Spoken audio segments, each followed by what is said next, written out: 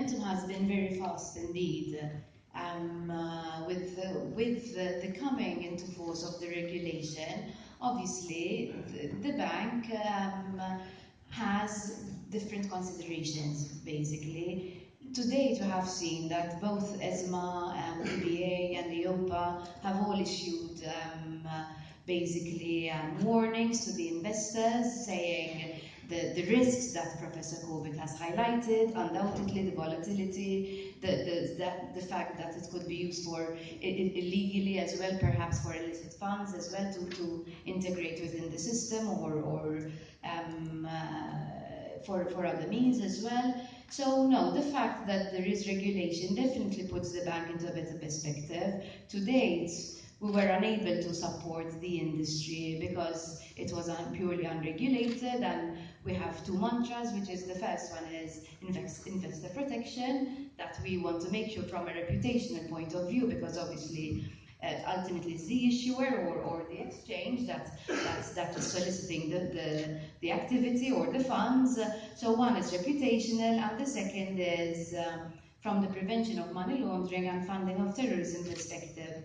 So once the first one, the fact that we have regulation and the fact that issuers will have to produce their white paper, the fact that they have to be governed, they have to be fit and proper, reputationally already the bank feels in a better position to accommodate to certain companies. For now, we are in a position to accommodate by providing what is called an operational account, which an operational account would sustain the formation of the company, the expenses, the tax advice, the activities in relation to services of the VFA agent, so more from an operational perspective.